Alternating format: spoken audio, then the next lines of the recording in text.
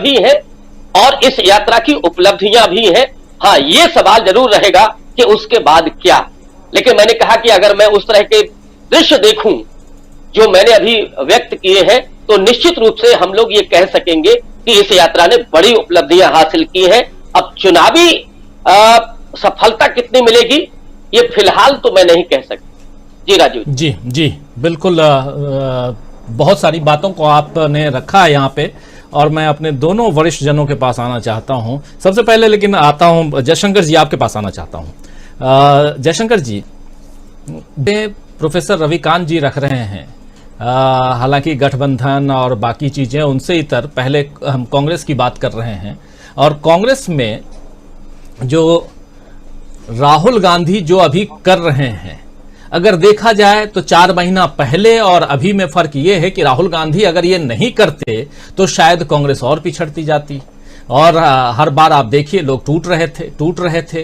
कांग्रेस आने वाले समय में, और खासकर ये जो साल है 2023 जो है, इसमें 9 इलेक्शन कांग्रेस ही नहीं तमाम दलों को झेलना है, लड़ना है, और उस हिसाब से भी किसी न किसी को बाहर निकलना था। राहुल गांधी ने अपने प्रेस कॉन्फ्रेंस में कहा था कि मैं इस यात्रा को 2019 में ही करना चाहता था, लेकिन उसके बाद कोविड के कारण मुझे रुकना पड़ा। यानी उनके दिमाग में इस यात्रा की बात पहले से, रूपरेखा पहले से थी, और अब निकले हैं राहुल गांधी। चलिए उसके बाद क्या होगा, मतलब एक विश्लेषण गर्ग साहब ने भी और आपने भी एक विश्लेषण, बाद का विश्लेषण। अभी के विश्लेषण को मैं थोड़ा आपसे भी समझना चाहता हूं, और फिर गर्ग साहब से क्लोजिंग कमेंट चाहूंगा। क्या कुछ आप अभी का अगर विश्लेषण किया जाए इन 4 महीनों का, आज 4 महीने पूरे हुए, क्या कुछ पाया है कांग्रेस पार्टी ने, राहुल गांधी ने क्या कुछ दिया है अपनी पार्टी को, जबकि इसी 4 महीने में कांग्रेस पार्टी को देखिए क्या कुछ मिला। एक अध्यक्ष मिल गया, जिस अध्यक्ष को लेकर के लड़ाई होती थी, परिवारवाद का ठप्पा वो खत्म हो गया इसी 4 महीने में। राहुल गांधी ने कह दिया कि पुराने राहुल गांधी, यानी राहुल गांधी का नया अवतार देख रहे हैं, या राहुल गांधी ओरिजिनल गांधी जो हैं वो सबके सामने नजर आ रहे हैं। ऐसी बहुत सारी चीजें हैं जिस पर विश्लेषण किया जा सकता है, लेकिन चाहूंगा आपसे कि आप इसको किस रूप में देख रहे हैं इन 4 महीनों को। मैंने आपसे राजीव जी पहले ही कहा था कि 4 महीनों में राहुल गांधी की भारत जोड़ो यात्रा की उपलब्धियां अपार हैं, इसमें कहीं कोई दोहरा नहीं है, इसमें कहीं दोहरा हो भी नहीं सकती है। जो लोग गंभीरता से राहुल गांधी को नहीं लेते थे, सो काल हमारे देश का जो एलिट है या जो बौद्धिक वर्ग है, अब वो लोग भी उनको गंभीरता से लेने लगे हैं। और भारतीय जनता पार्टी और संघ परिवार में कहीं न कहीं एक खास तरह की बेचैनी भी महसूस की जा रही है कि जिन इश्यूज को लेकर के राहुल गांधी आगे बढ़ रहे हैं, उन इश्यूज पर हमारे पास बताने के लिए क्या है। संघ के लोग पूछ रहे हैं भाजपा के लोगों से, साहब बताइए अगर कोई सवाल होगा तो हम लोग क्या बताएंगे। अब ये तो जवाब नहीं हो सकता है कि साहब 1 जनवरी 2024 को राम जन्मभूमि का होगा। ये बात देश के गृह मंत्री से, वो भी त्रिपुरा में जाकर के बोलना, इससे शर्म की बात और क्या हो सकती है। आप महंगाई की चर्चा नहीं कर रहे हैं, आपकी चर्चा नहीं कर रहे हैं, आप नॉर्थ ईस्ट में क्या क्या हो रहा है, क्या नहीं हो रहा है, उसके बारे में नहीं चर्चा कर रहे हैं। त्रिपुरा में जाके कह रहे हैं कि साहब अयोध्या में 1 जनवरी 2024 को राम जन्मभूमि का उद्घाटन होगा। मतलब घूम फिर करके आप वहीं आ रहे हैं। हम आपसे एक सवाल करना चाहते हैं कि साहब आपने 3 तलाक कानून खत्म कर दिया, उससे देश के किस हिंदू को क्या हासिल हुआ, उससे महंगाई पर क्या असर पड़ा, बेरोजगारी पर क्या असर पड़ा। आपने जम्मू कश्मीर से 370 की धारा हटा दी, उत्तर भारत के कितने लोग चले गए, वहां पे जमीन ले लिया, वहां पे उद्योग लगा लिया, खेती बाड़ी कर ली, उनको छोड़ दिया। एक कश्मीरी पंडित का नाम बता दें जो जाकर के वहां पे बस गया हो, उसको उसकी वापसी हो गई हो। तो हमारा कहना यह है कि कांग्रेस के लोगों को यह सवाल करना चाहिए कि भाई ठीक है, आपने अपने एजेंडे को जो कहा, लोगों ने मान लिया, आपको जिता दिया, 2 बार जिता दिया, लेकिन अब तो बताइए कि महंगाई पर आपकी क्या बात है, बेरोजगारी कैसे खत्म करेंगे, कैसे दूर करेंगे। मतलब अभी जो एक आंकड़ा आया था पिछले दिनों कि 2021 में 1,67,000 लोगों ने आत्महत्या की, उसमें बहुतेरे लोग किसान थे, व्यापारी थे, महिलाएं थी, तमाम तरह के लोग थे, लेकिन 15 के करीब छात्र थे। वो छात्र जो परीक्षाएं पास करके निकलते हैं, जिनको रोजगार नहीं मिलता है, जो अपने घर में अपने समाज में धिक्कारे जाते हैं, उन्होंने आत्महत्या की। उनके लिए आपके पास क्या है? तो राहुल गांधी ने सवाल तो उठा दिया है, सवाल तो फेंक दिया। अब यह है कि राहुल गांधी को खुद भी और उनकी पार्टी के लोगों को भी इन सवालों के जवाब खुद भी तलाशने होंगे कि अगर मान लो हमारे ऊपर ये जिम्मेदारी आ जाती है तो हम महंगाई को कैसे काबू पर लाएंगे, हम बेरोजगारी कैसे दूर करेंगे, हमारे पास कौन सी ऐसी नीति बनेगी जो, क्योंकि पिछले कांग्रेस की जो नीतियां रही है तो उससे तो बहुत हला भला नहीं हुआ, उसी के चलते तो बीजेपी आ गई। तो वो तो आपको थोड़ा अलग से सोचना होगा। दूसरा यह है कि जैसा श्रवण जी भी कह रहे थे और भी मित्र कह रहे थे, मैं तो उसको थोड़ा साफ करना चाहता हूं कि कन्याकुमारी से लेकर के करनाल तक जो आपकी यात्रा में भीड़ उमड़ के आई है, जिस तरह के लोग उमड़ करके आए हैं, उन कड़ियों को जोड़ने का कोई है क्या आपके पास कार्यक्रम? उसमें जो बहुत सारे अच्छे लोग निकल के आए हैं, कार्यकर्ता निकल के आए हैं, कुछ युवा निकल करके आए हैं, उन कड़ियों को जोड़ने का कोई उपक्रम आपके पास है क्या? क्योंकि कहीं ना कहीं उनके साथ एक संवाद बना के रखना होगा कि आप आए, सड़क से निकल गए, देख के चले गए और उसके बाद फिर कुछ पूछा नहीं, हाल नहीं पूछा, कोई मतलब नहीं रखा। ये बड़ी ताकत बन सकती है कांग्रेस की, अगर ये लोग चाहें तो उनको जोड़ करके उनके साथ फिर बात करें। जैसे अब राहुल गांधी फिर दोबारा वापस यात्रा तो नहीं करेंगे, लेकिन उनके बीच में आके कार्यक्रम कांग्रेस के लोग कर सकते हैं, कांग्रेस के लोगों जाकर के उनके साथ जुड़ाव, अपना संपर्क बढ़ा सकते हैं, समन्वय कायम कर सकते हैं। तो ये सारी चीजें हैं जो हासिल तो हुई है, ऐसा नहीं कि उपलब्धियों को नकार नहीं सकते हैं आप। सबसे बड़ी बात है कि गंभीरता से कांग्रेस को भी आज लोग लेने लगे हैं और के देश जोड़ने की बात है, कांग्रेस जोड़ने की बात है, अब तो परिवार जोड़ने की बात भी आ रही है। अब तो जो भाजपा के सांसद वरुण गांधी है वो भी वही भाषा बोल रहे हैं जो राहुल गांधी बोल रहे हैं, वो लगातार वो भी यही कर रहे हैं कि मीडिया पर या भाजपा के लोग जो है वो दिन रात हिंदू मुसलमान की राजनीति कर रहे हैं। ये राजनीति नहीं चलने वाली है, बेरोजगारी और महंगाई पर चर्चा होनी चाहिए। तो कहीं ना कहीं दिखाई तो दे रहा है कि ये ताना बाना बन रहा है कि कोई ना कोई बदलाव कुछ होगा। सबसे बड़ी बात जो लिटमस टेस्ट होगा वो 2023 का जो चुनाव होगा विधानसभाओं का, ये भी 2 चरणों में होगा। एक चरण तो जो शुरुआती होगा इसी फरवरी मार्च में होगा, जो उत्तर पूर्व के त्रिपुरा, मेघालय और नागालैंड में होगा। तो इन राज्यों के चुनाव को आप उस रूप से नहीं देख सकते हैं कि कांग्रेस या बीजेपी में क्या होगा, क्योंकि क्षेत्रीय दलों का होता है, क्षेत्रीय दल आमतौर पर उसके साथ रहते हैं जो केंद्र में जिसकी सरकार होती है। लेकिन असली टेस्ट होगा जो दूसरे चरण में, जब राजस्थान, मध्य प्रदेश, छत्तीसगढ़ और कर्नाटक के चुनाव होंगे। हो सकता है में भी चुनाव हो या हो सकता है उसके पहले करा ले, मार्च में भी करा सकते हैं, बर्फ नहीं रहेगी, सर्दियां नहीं रहेंगी। तो इन चुनावों में क्या नतीजे निकल करके आते हैं, हमारी जो सूचना है, जो जिस तरह की बातें सुनने में आ रही हैं कि कर्नाटका बीजेपी लूज कर सकती है, मध्य प्रदेश कांग्रेस हासिल कर सकती है।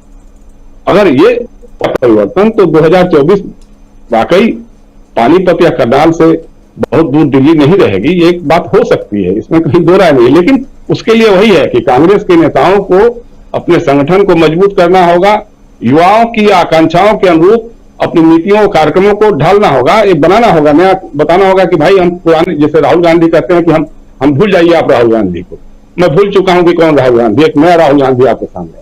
उसी तरह से कहना होगा कि आप भूल जाइए अतीत में कांग्रेस की क्या गलतियां रही हैं, उन सबसे हम पार पा करके नया कांग्रेस बनाएंगे, नई नीतियां, नए कार्यक्रम बनाएंगे, उसको लेकर के हम आपके बीच आ रहे हैं।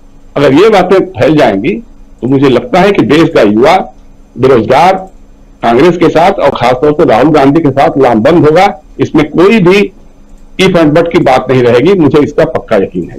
राजीव जी श्रवणगढ़ साहब, क्लोजिंग कमेंट आपसे चाहूंगा, और बात वही जिस सवाल की तरफ हम लोग जा भी रहे हैं कि इन 4 महीनों, और ठीक आप कह रहे हैं कि इस महीने में ये यात्रा खत्म हो जाएगी और उसके बाद देखना बहुत इंपॉर्टेंट है कि कांग्रेस ने जिस राह पर कांग्रेस चली है, उस रास्ते से, जिस रास्ते से चली है, उस रास्ते में जितने लोग आए हैं, भले स्वतः स्फूर्त आए हों, जन समर्थन कांग्रेस को खूब रहा, लेकिन क्या वो समर्थन अभी भी है? क्या क्या कांग्रेस के साथ वो लोग जुड़े हैं या जुड़ेंगे, और खासकर ये कि क्या वोट में तब्दील होगी ये भीड़ जो आ रही थी, ये समर्थन मिलेगा कांग्रेस को आने वाले चुनावों में, ये बड़ा सवाल है। लेकिन इसके साथ साथ जवाब है एक छोटा सा कि कांग्रेस कह रही है कि हमारे पास अगले पूरे इस साल की रूपरेखा तैयार है, हम अभी इसके बाद हाथ से जोड़ो हाथ करेंगे, इसके बाद फिर हम एक यात्रा निकालेंगे, अलग अलग राज्यों में यात्रा निकाल रहे हैं। जो सवाल आप रख रहे थे उन सवालों को कई बार मीडिया के जरिए, पत्रकारों के जरिए पूछा जा चुका है और उसका जवाब कांग्रेस दे भी रही है पत्रकार वार्ता में कि हमारे पास ये है जो हम कर रहे हैं, जिससे हम लोग काफी उत्साहित हैं। और राहुल गांधी ने एक पिच तैयार कर दिया है, उस पिच पे अब बाकी लोगों को बैटिंग करना, बॉलिंग करना है, खेलना है। और ये जो पिच तैयार है, इस पिच के बारे में आपसे हम समझना चाहते हैं, जिस पे अभी तक हमारे दोनों साथियों ने अपनी बात रखी है। इस पिच को लेकर के आपका क्या कहना है? क्योंकि अंपायर जब आते हैं तो वो बताते हैं कि हाँ मौसम ऐसा है, पिच फास्ट है, बॉलर जो है यहाँ स्पिन ये पिच ज्यादा खेलेगी, फास्ट बॉलिंग ज्यादा अच्छी रहेगी। क्या कुछ आप देख रहे हैं? देखिए, मैं दो तीन चीजें, राहुल गांधी इतनी ठंड में भी टी शर्ट में घूम रहे हैं और मैं इसको कोई बहुत महान उपलब्धि की तरह नहीं मानता।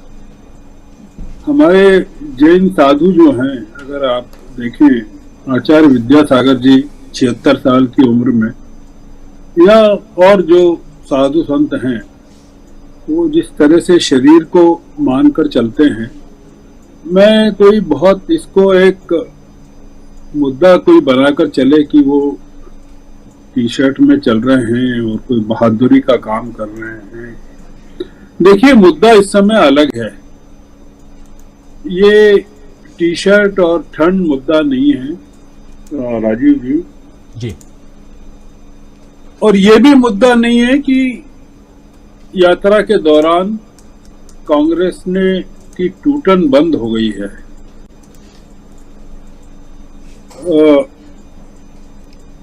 ये एक तात्कालिक उपलब्धि है कांग्रेस की, मैं इसको स्थायी उपलब्धि अभी मानने को तैयार नहीं हूं। वो इसलिए मानने को तैयार नहीं हूं कि अब जो कांग्रेस अगर टूटी तो बहुत टूट होगी, तो पूरा का पूरा कांग्रेस जो है वो उसकी स्थिति खराब हो जाएगी, काफी खराब हो जाएगी। ये जो समय है वो आपने जो बताया राजीव जी की कांग्रेस के पास ये कार्यक्रम है साल भर के, उन कार्यक्रमों से कोई बहुत उम्मीदें नहीं बनती।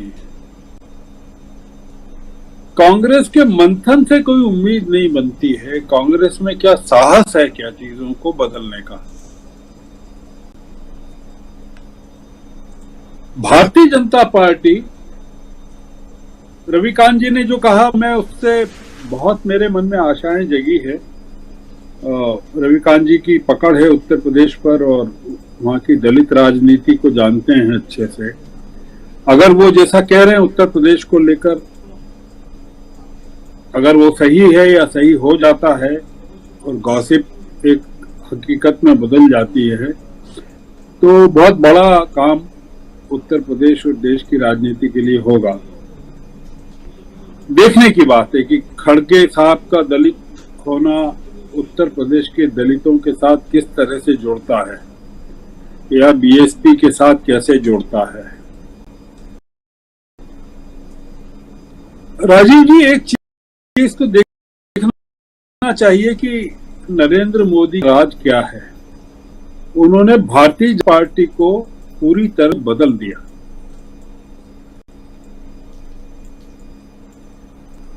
जिस समय नरेंद्र मोदी 2014 में सत्ता में आए थे, वो भारतीय जनता पार्टी 2022 में नहीं है।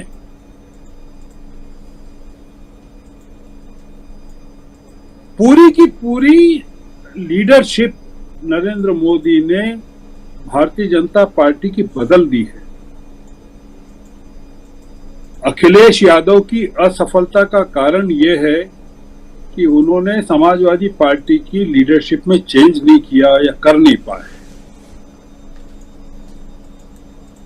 वो पुराने लोगों के साथ चलना चाहते हैं। वो चाचा को मनाने में ही उन्होंने पूरे 5 साल लगा दिए। भारतीय जनता पार्टी में आप देखिएगा, गुजरात में जिस तरह से उन्होंने चुनाव जीतने के लिए परिवर्तन किए, सारे पुराने लोगों को एक साथ हटा दिया। जयशंकर जी कह रहे हैं मध्य प्रदेश के बारे में, क्योंकि मैं मध्य प्रदेश में बैठा हूं, तो मध्य प्रदेश में जितने 2018 में जीते थे, जीतना मुश्किल नहीं है। ये जीतना चाहते हैं क्या? तो कांग्रेस में अगर साहस नहीं है राहुल गांधी में चीजों को बदलने का, और अगर हेड ऑन, जिसको कहते हैं ना सीधी मुठभेड़, अगर भारतीय जनता पार्टी से लेने की ताकत नहीं कांग्रेस दिखाती है, तो ये कोई मतलब जो कांग्रेस के नेताओं पर जिस तरह के आरोप लगते रहते हैं कि इनकी बीजेपी से भी साठगांठ रहती है, इनकी कांग्रेस में असंतुष्टों से भी साठगांठ रहती है, तो ये जो एक दिक्कत है कि जो भारतीय जनता पार्टी में चलता है या भारतीय जनता पार्टी जिस तरह से करती है, क्या राहुल गांधी उस चीज को दिखा पा रहे हैं क्या, या दिखाएंगे क्या? या कांग्रेस, नई कांग्रेस का, जैसे मैंने कहा कि हम भारत जोड़ो यात्रा को पुरानी कांग्रेस की स्थापना के रूप में देखना चाहते हैं कि एक नई कांग्रेस के जन्म के रूप में देखना चाहते हैं।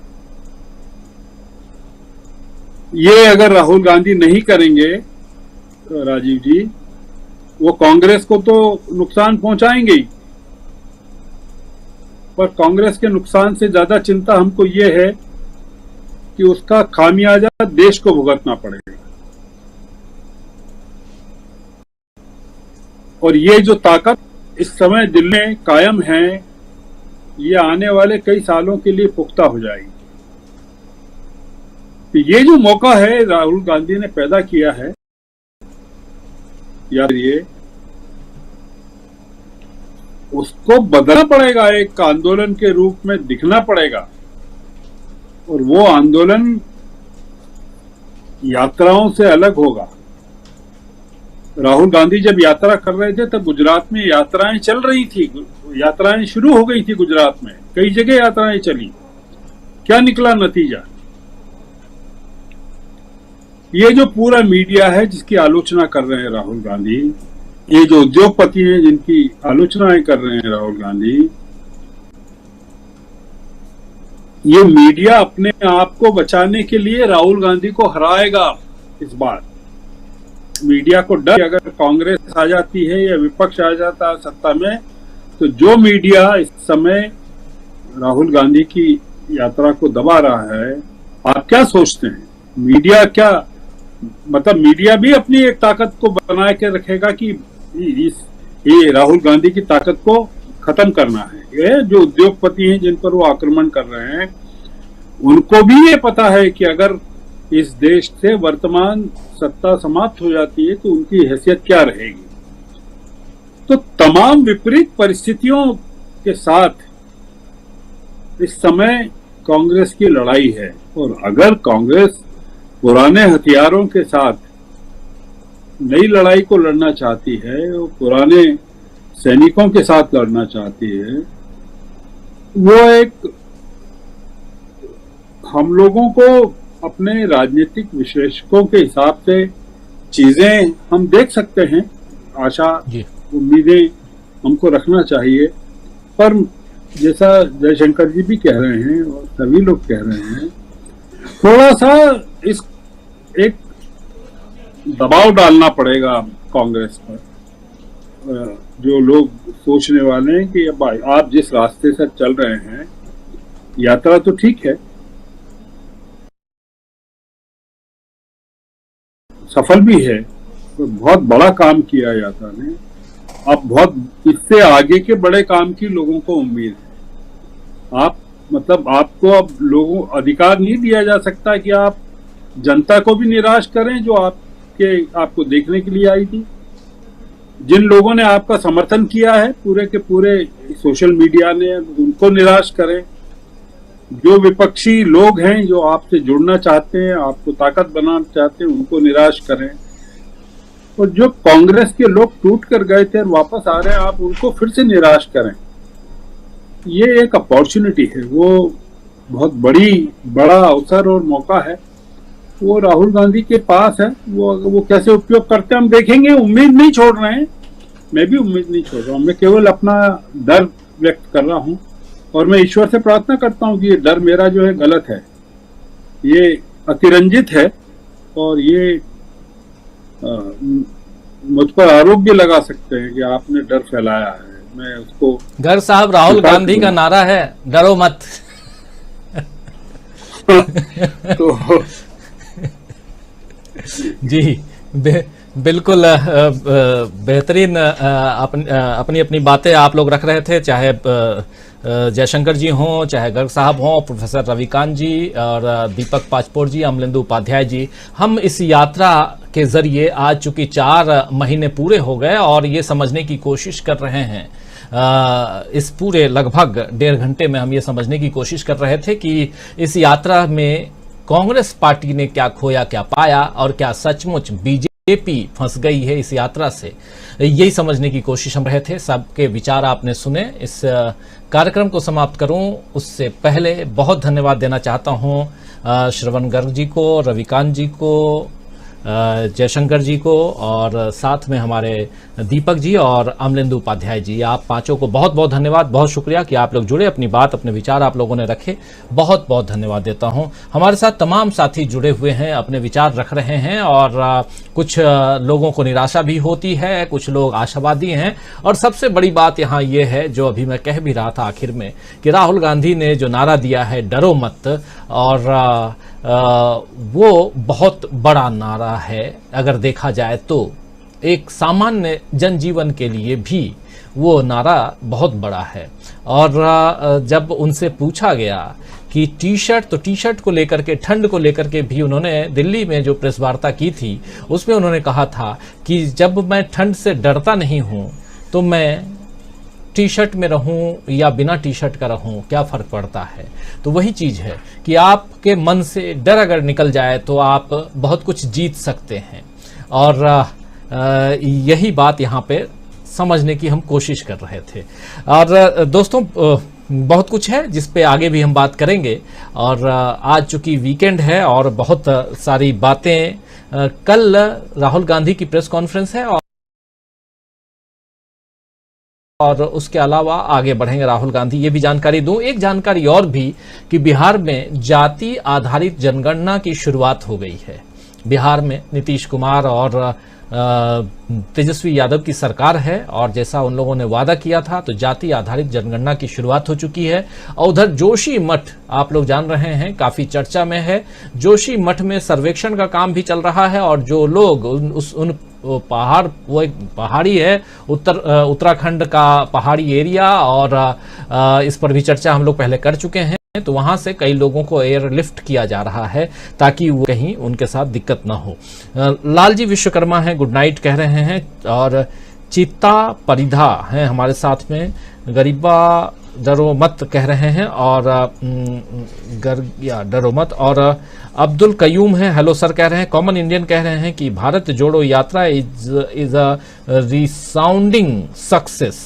Now Congress has to work on agenda for, ऊपर चला गया है, सॉरी आपका कमेंट, कोशिश करता हूं लाने का, development and for the country policy alternatives and opposition unity. बिल्कुल सही कह रहे हैं। और सबसे बड़ी बात अपोजिशन की यूनिटी की है, और खासकर चुनाव अगर जीतना है, चुनावी राजनीति में अगर आपको जीत पानी है तो।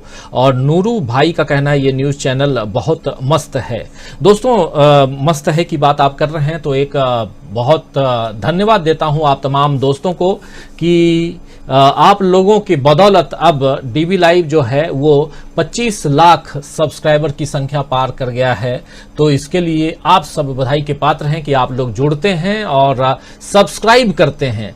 तो ये गति बरकरार रहे, ज़्यादा से ज़्यादा लोग जुड़ें, ज़्यादा से ज़्यादा लोग सब्सक्राइब करें। हमारे चैनल पर अगर आपको भरोसा है, विश्वास है, तो आप ज़रूर इसे सब्सक्राइब कीजिए। जैसा उस पर आप देखेंगे अगर हमारे चैनल के ऊपर आकर के, तो हमने लिखा भी यही है। जो लिखा है वो ज़रा मैं पढ़ के बता दे रहा हूँ। और अगर जो चैनल का ऊपर का की जो पट्टी होती है, जो प्लेट होता है कि हमारी उम्मीद, हमारा विश्वास और हमारी ताकत, यानी कि हमारी उम्मीद भी आप हैं, हमारा विश्वास भी आप हैं और हमारी ताकत भी आप हैं। और इसीलिए 25 लाख सब्सक्राइबर की संख्या को हम लोगों ने पार कर लिया है। तो बहुत शुक्रिया, बहुत धन्यवाद देता हूं आप तमाम साथी जो जुड़ते हैं और इस कार्यक्रम में हिस्सा ही नहीं लेते बल्कि सब्सक्राइब भी करते हैं और लोगों तक पहुंचाते भी हैं। हम लगातार अलग अलग विषयों की जानकारी आप तक पहुंचाते रहते हैं, देश दुनिया में क्या कुछ चल रहा है वो भी, लेकिन सबसे गर्म मुद्दा जो होता है उस पर, और पिछले